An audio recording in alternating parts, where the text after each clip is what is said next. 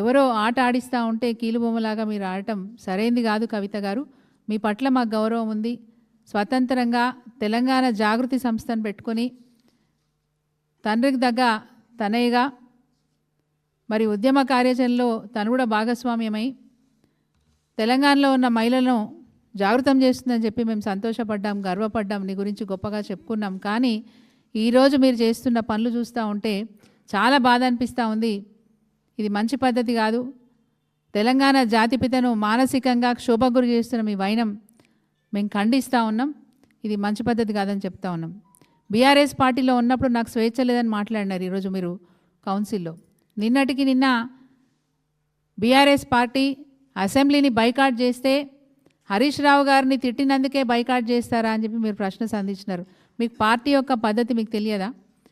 BRS party ఎప్పుడు ఏ నిర్ణయం తీసుకున్నా ఖచ్చితంగా పార్టీలో ఉన్న ఎమ్మెల్యేలంతా కూడా చర్చ చేసుకొని గౌరవ అధ్యక్షులు కేసీఆర్ గారి దృష్టికి తీసుకెళ్ళి వారి నిర్ణయం మేరకే నిన్న మరి బైకాట్ చేసిన విషయం అది మీకు కూడా తెలుసు.